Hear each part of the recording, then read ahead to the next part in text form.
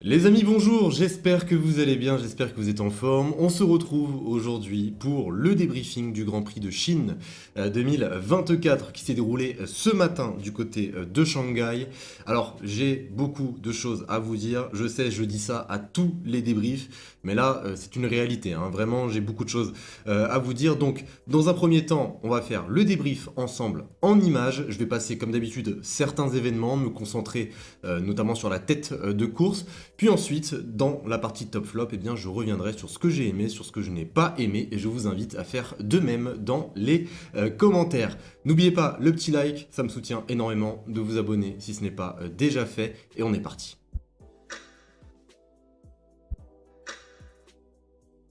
Bon, pour le débrief de ce Grand Prix, n'oublions pas que nous étions en format sprint. Alors, très brièvement, qualif sprint, Lando Norris prend la pole, voilà, temps de pluie, énormément de surprises. Verstappen va tout de même gagner la course sprint. Donc je vous montre la grille de départ de ce Grand Prix. On peut voir que c'est un petit peu plus logique, hein, voilà, Verstappen, Perez, Alonso, Norris, Piastri, Leclerc, Sainz, Russell, Hülkenberg, Bottas pour le top 10. Malheureusement, on peut voir que Lewis Hamilton est parti de très loin du bien il s'est loupé, voilà, tout simplement il s'est loupé en qualification. Donc le départ se lance, Max Verstappen conserve directement la tête à l'arrière. On peut voir une énorme bataille dès le premier virage entre Sergio Perez et Fernando Alonso. Fernando Alonso va prendre le meilleur sur le pilote mexicain via l'extérieur, très beau dépassement d'ailleurs. Malheureusement pour lui, cela ne va pas du tout durer puisque dès le 5e tour, Perez va reprendre l'avantage sur le pilote espagnol. D'ailleurs, ça ne sera pas le seul puisque 2 tours plus tard, eh bien,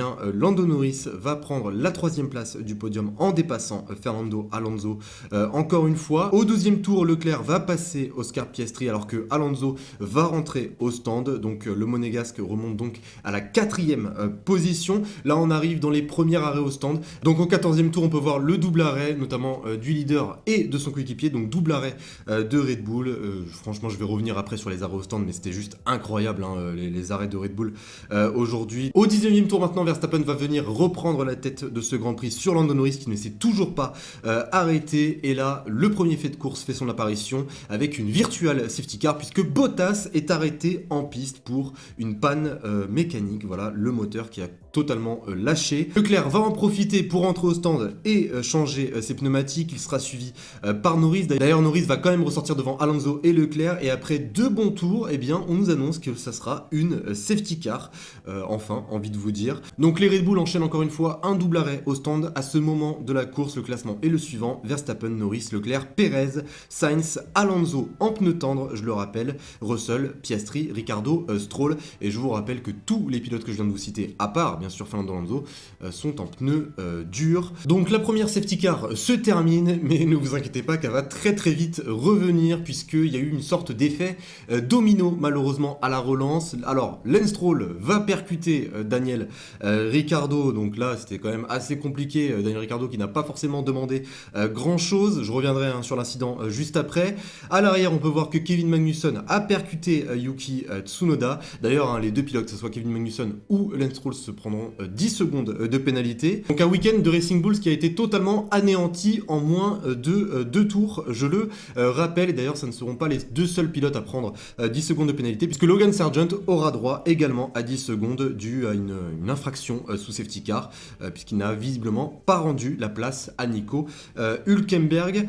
On avance de quelques tours, on en arrive maintenant au 39e tour. Alors là, le classement final commence véritablement à se dessiner. Sergio Perez va dépasser Charles Leclerc pour la P3. Lewis Hamilton, qui a fait sa petite remontée pendant tout le Grand Prix, eh bien, il continue. Voilà, il dépasse Nico Hülkenberg pour la P9. Et là, on en arrive à ce fameux Fernando Alonso qui anime nos fins de Grand Prix comme d'habitude. Alonso, à ce moment-là, étant tendre, je le rappelle, il ne pourra pas continuer jusqu'à la fin. Donc il rentre pour chausser des pneus médiums. Il ressort P12 et il va commencer son exceptionnelle remontée encore une fois. Donc il va venir dépasser Albon, Ocon, Lewis Hamilton, Oscar Piastri. Malheureusement pour lui, bon, c'est très bien déjà, mais il ne réussira pas à rattraper Russell à la P6. Mais au bout, les amis, de ces 56 tours de course aujourd'hui à Shanghai, victoire de Max Verstappen qui s'impose devant la McLaren de Lando Norris en 2e position, suivi par Sergio Perez en 3e position.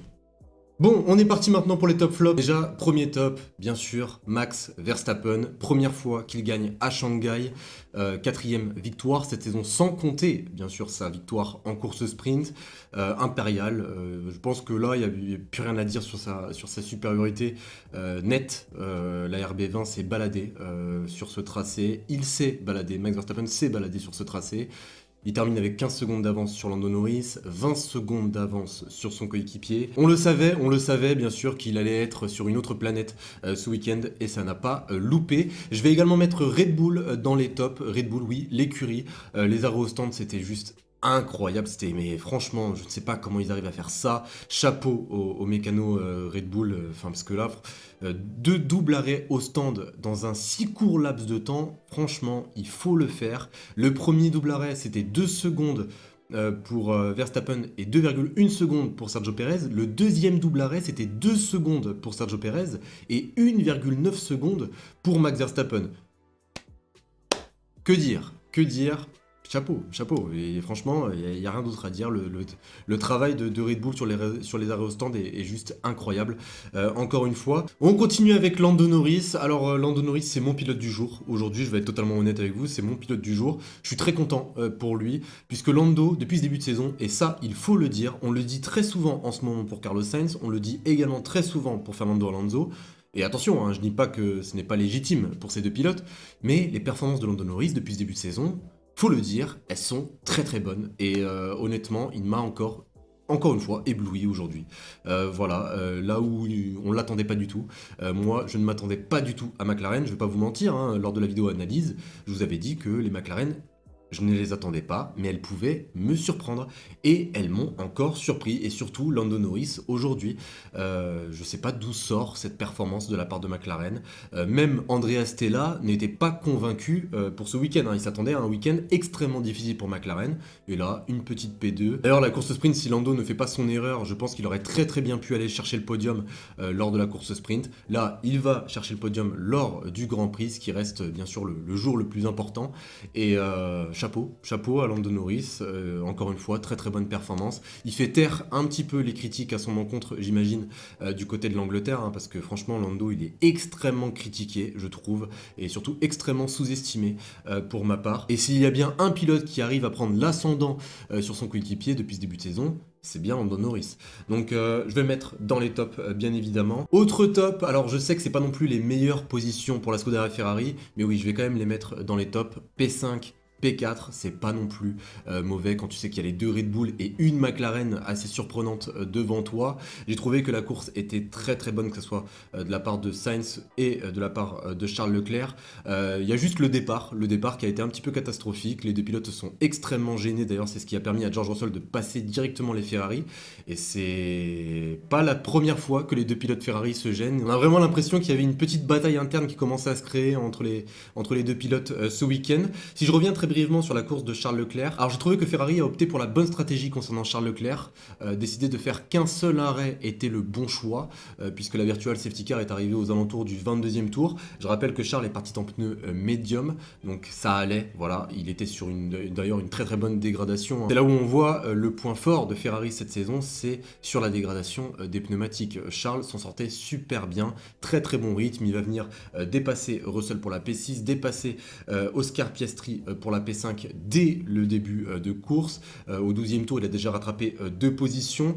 Il profite de la virtual safety car. Malheureusement pour lui, eh bien, il perd sa 3e place sur le podium face à Sergio Perez au 39e tour de course. Mais bon, la performance était là, je trouve. Pareil pour Sainz qui a encore une fois montré un très très gros rythme et même il a réussi à tenir quand même en fin de Grand Prix, lui qui était sous pression face à George Russell. Donc je suis quand même satisfait du week-end de Ferrari. C'est quand même la 2e écurie qui prend le plus de points aujourd'hui avec Red Bull. Donc voilà, c'est pas non plus mauvais, c'est pour cela que je vais les mettre dans les tops.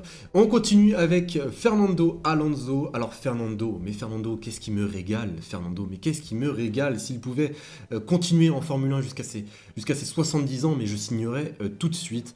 Honnêtement, Fernando, il a fait encore une fois un très très bon Grand Prix. Aston Martin a encore opté pour une stratégie très très différente. Alors, Fernando, il part en pneu médium, il s'arrête au 12e tour pour chausser les pneus hard, puis ensuite il s'arrête au 24e tour pour chausser les pneus tendres. Son relais en pneus tendres était très très bon puisque à la fin de la première safety car, il prend déjà le meilleur sur Carlos Sainz, il dépasse Carlos Sainz pour la P5. Malheureusement, au fur et à mesure des tours, ça commence à se voir que la dégradation est excessive sur ses pneus tendres. Donc il va rentrer encore une fois au 44e tour de course, il ressort avec des pneus médium et il fait une énorme remontée. Il part de la P12, donc il dépasse Albon, Ocon, il dépasse Hamilton, il dépasse Piastri pour enfin arriver à la P7. Bon, il est rentré au stand, il était P5, là il perd 2 positions par rapport à cet arrêt, mais il pouvait pas forcément aller chercher mieux que ça aujourd'hui. Je suis pas déçu de la stratégie d'Aston Martin parce que il fallait tenter quelque chose, en rythme pur.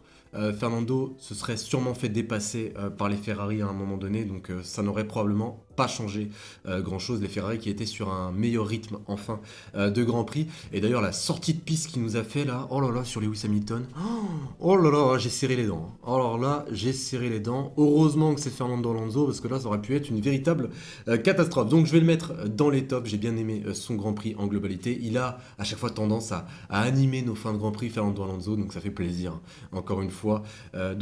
Voilà concernant Fernando. On continue avec les deux derniers tops. Je vais mettre George Russell, aucune erreur aujourd'hui, très très haut rythme, très très bon relais, surtout son dernier relais en pneu hard était très très bon, hein. Il affichait un énorme rythme, il mettait une grosse pression d'ailleurs sur Carlos Sainz, même en début de Grand Prix c'était un peu l'opportuniste, hein, comme il a dépassé les deux Ferrari au premier virage, il les a laissés s'embrouiller entre eux. Allez-y, embrouillez-vous de votre côté, moi je passe, merci. C'est sûr qu'une 6ème position, ce n'est pas non plus l'idéal pour Mercedes, mais je pense qu'à un moment donné, il va falloir s'habituer à ce que Mercedes termine dans ces eaux-là, hein. Voilà, il va falloir s'habituer. Qu'une P6 avec cette Mercedes W15, c'est déjà une très très bonne position. Il ramène des points très très importants pour l'écurie allemande. Ça va peut-être vous surprendre, mais je vais également mettre Lewis Hamilton. Il est parti à la 18ème position quand même, Lewis Hamilton aujourd'hui. Il revient jusqu'à la P9 puisqu'il dépasse Nico Hülkenberg en fin de Grand Prix. Et je le mets quand même dans les tops. C'est une belle remontée, faut le dire. Il a remonté environ 10 positions aujourd'hui, ce n'est pas rien. Et on termine avec, bien sûr, Nico Hülkenberg. Bon là, Nico Hülkenberg, je pense qu'il a bien profité de son petit moteur Ferrari. Aujourd'hui, il a su tenir sa P10. Il a gardé le rythme, voilà, il s'est pas fait rattraper par Esteban Ocon en fin de Grand Prix. Et même, c'était également un opportuniste, on va dire. Déjà rien que son départ, il est juste incroyable. Il part 9ème et il se retrouve devant les deux Ferrari dès le premier tour. Bon, il s'est fait dépasser un tour après, mais quand même, il en voulait aujourd'hui Nico Hülkenberg, et c'est pour cela que je vais le mettre dans les tops. Il ramène un petit point pour As qui n'aura pas démérité aujourd'hui. Donc on est parti pour les flops. Juste avant que je vous donne mon premier flop, je vais juste vous donner un petit mot concernant Alpine. Alors Alpine, je ne les mets pas dans les flops. Les deux pilotes ont fait avec ce qu'ils avaient, encore une fois, voilà, faut le dire. Mais franchement, j'ai vu une nette amélioration dans les performances de la Alpine. La Alpine à Shanghai, c'était pas la même qu'à Suzuka, hein. Non mais faut le dire, à Suzuka c'était une F2. Là, franchement, j'ai vu une petite lueur d'espoir chez Alpine. Alors, il faut savoir qu'il y a eu une évolution qui est arrivée, seulement pour Esteban Ocon, je le rappelle. Il y a eu une évolution au niveau du fond plat. C'est la deuxième évolution qu'a pu rapporter Alpine après l'aileron avant, pour le but, bien sûr, d'avoir une meilleure plateforme aérodynamique en globalité et surtout de réduire le poids de la monoplace. Et aujourd'hui, force est de constater que cela a à peu près fonctionné. Esteban était sur un très très bon rythme. Alors les Alpines se sont battus avec les Williams pendant à peu près tout le Grand Prix, mais Esteban, à la fin de la course, il a terminé ce Grand Prix à 2 secondes de Nico Hülkenberg, sur un circuit où on les attendait pas forcément. Donc j'ai l'impression qu'avec cette évolution, ça commence un petit peu à mieux fonctionner. Même Pierre Gasly, Pierre Gasly qui n'a pas pu bénéficier de cette évolution, n'était pas si loin de son coéquipier. Bon, lui, ce qu'il a un peu terminé, on va dire, c'est son arrêt au stand.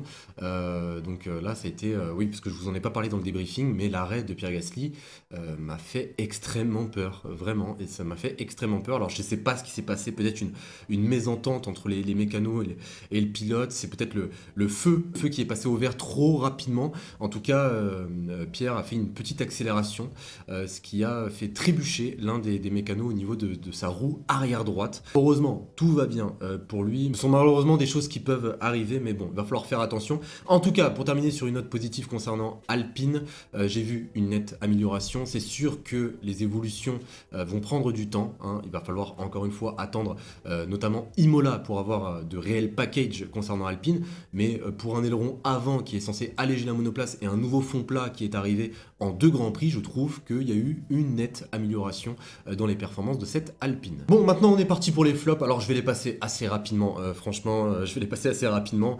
Déjà, je vais revenir sur ce qui s'est passé lors de la safety car, lors du restart de la première safety car, de ce carambolage, de cet effet domino. Lance Stroll qui tamponne le diffuseur de Daniel Ricciardo. D'ailleurs, c'est dommage pour Daniel Ricciardo, il était sur un super bon Grand Prix. Pour une fois qu'il était en forme, je crois en plus qu'on lui a changé son châssis ce week-end. Pour une fois qu'il était en forme, qu'il prenait l'avantage sur son coéquipier pour la première fois de la saison.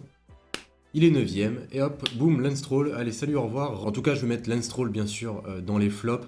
Alors, pour sa défense, quand même, j'ai revu les images. Ce qui crée, en fait, cet effet domino, c'est le gros freinage de Fernando Alonso avant d'aborder l'avant-dernier virage, puisque...